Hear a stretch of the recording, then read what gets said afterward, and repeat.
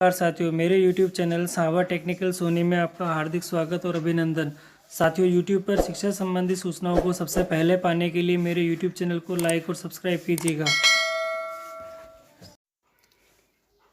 साथियों, आज मैं आपको एक बहुत ही महत्वपूर्ण सूचना देने वाला हूं और वह है हमारा ई साइन के बारे में। आपने नाम तो सुना होगा, ये ई साइन। और ये ई साइन किस काम से आता है, क्या होता है और किस प्रकार से हम इसका उपयोग करेंगे, कैसे हम ई साइन करेंगे किसी भी डॉक्यूमेंट्स के लिए, इस सब के बारे में आज मैं आपको जानकारी दूंगा। तो सबसे पहले मैं बताता हूं आपको कि जब भी कभी आप SSO ID से लॉगिन करते हैं और SIPF के अंदर आप क्लिक करते हैं तो आपके सामने स्क्रीन पे ये एक मैसेज नज़र आता है। इस मैसेज में बहुत आवश्यक सूचना लिखी हुई है, आपने पढ़ा भी होगा, क्या पता आपने इसको क्लोज़ कर दिया होगा सीधे ही और आपके वांछित कार्य आप करने लग गए होंगे। परंतु मैं आज आपको इसी मैसेज के बारे में बताता हूँ कि ये मैसेज क्या है, क्या बोल रहा है और हमें क्या करना है। तो सबसे पहले इस मैसेज को पढ़ के बताता हूँ। समस्त राज्य कार्मिकों हेतु आवश्यक सूचना, बहुत महत्वपूर्ण सूचना है आप सभी के लिए।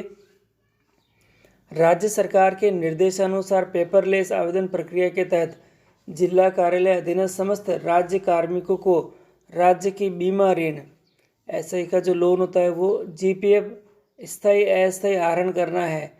GPF से पैसे विड्रॉल करने हैं, सेवानिवृत्ति पश्चात खोले गए खातों के विरुद्ध आहरण करना है। तो इन सब के लिए अब हमें ई साइन की ज़रूरत पड़ेगी, यानी ई साइन के माध्यम से ही ऑनलाइन सबमिट होंगे। तो सबसे महत्वपूर्ण बताया है कि अब हमको इनको ई साइन के माध्यम से ये आहरण हम कर सकेंगे। बाकी हमको ये पैसा या जो लोन है या ऋण लेना चाहते हैं, आहरण करना चाहते हैं, तो वह नहीं होगा। बिना ई साइन के यानी विदाउट ई साइन के आवेदनों को स्वीकार नहीं किया जाएगा। पेपरलेस आवेदन के संबंध में संपूर्ण प्रक्रिया विभाग की वेबसाइट जो दे रखी है www.sipfrajasthan.government.in पर भी उपलब्ध है। तो साथियों, इसका मतलब ये हुआ कि अगर आपको अब भविष्य में ये जो सारे कार्य यहाँ दे रखे हैं ये अगर करने हैं तो आपको ई साइन की ज़रूरत पड़ेगी। बिना ई साइन के आप ये काम नहीं कर पाएंगे। तो क्या होता है ये ई साइन, आज मैं आपको इसके बारे में बताता हूँ। तो जो ई साइन होता है साथियों, ये हमारा एक प्रकार से यूँ कहें कि जो भी हम ये जो कार्य दे रखे हैं, इन सभी कार्यों को करने के लिए हमें उस डॉक्यूमेंट्स को वेरीफाई करना होता है। यानी जो भी हम डॉक्यूमेंट्स इसके लिए यूज़ करेंगे तो उसको आधार से हमें वेरीफाई करना होता है। तो जो आधार से हम वेरीफाई करेंगे इन सभी कार्यों के लिए उस डॉक्यूमेंट्स को, तो वही हमारा ई साइन कहलाता है। सबसे पहले तो ये हो गया ई साइन के बारे में। अब ये ई साइन हम करेंगे कैसे, कैसे काम होगा और इसके लिए क्या प्रक्रिया हमें करनी पड़ेगी, उसके बारे में अब मैं आपको बताता हूँ। इसके लिए सबसे पहले मैं आपको SSO ID से लॉगिन करके दिखाता हूँ। साथियों, ये SSO लॉगिन का होम पेज दे रखा है। आपको यहाँ पे आपकी जो एम्प्लॉयमेंट ID होती है वो लिखना है। पासवर्ड आपने पहले बना रखा होगा, वह बना दें। और ये जो एंटर कैप्चा दे रखा है उसको यहाँ फिल करना है और लॉगिन करना है। क्यों, लॉगिन होने के बाद आप देखेंगे तो यहाँ SIPF का ऑप्शन आ रहा है। अगर ये ऑप्शन नहीं आता है आपके पास में तो यहाँ सर्च का ऑप्शन दे रखा है, यहाँ आप SIPF लिखें और इसको लॉगिन कर लें। लॉगिन करने के बाद आप देखें, लॉगिन होते ही वही आवश्यक सूचना आपके सामने आ गई है। क्योंकि मैंने आपको पढ़ के बता दी है इसलिए मैं इसे क्लोज़ कर दूँगा।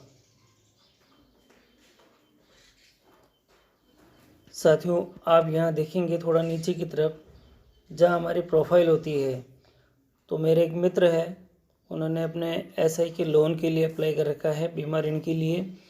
तो उनके जो कुछ चीज़ें हैं वो यहाँ दिखा रहा है, application pending for e sign.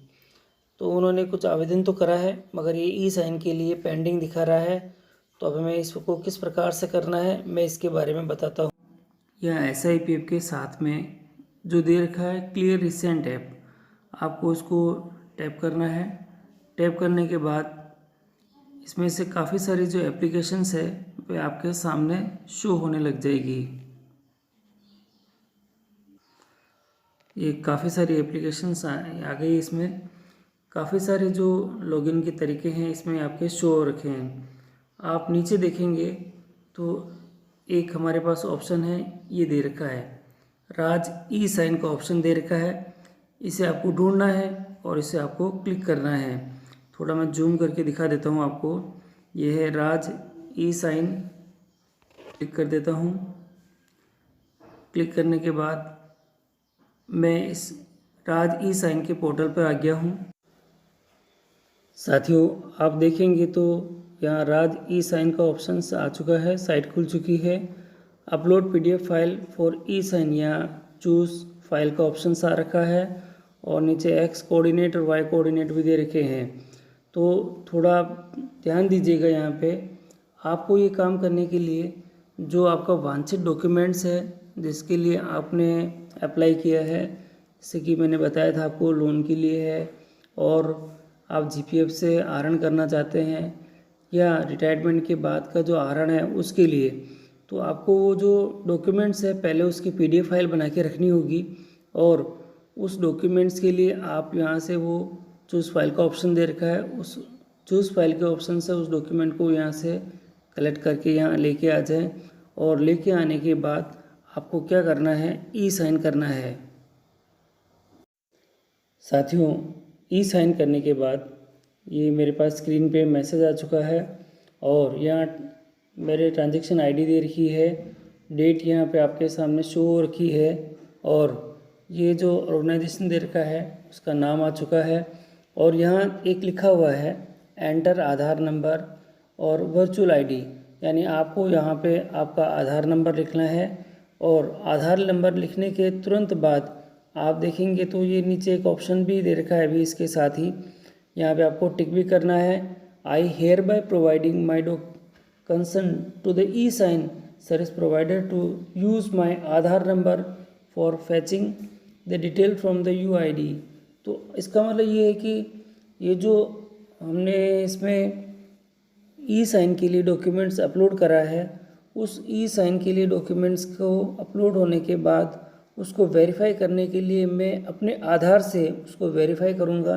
और इसके लिए जैसे ही मैं यहाँ पे क्लिक करूँगा तो नीचे एक ऑप्शन आ जाएगा रिक्वेस्ट ओटीपी, और इसको क्लिक करते ही आपकी स्क्रीन पे ओटीपी आ जाएगी।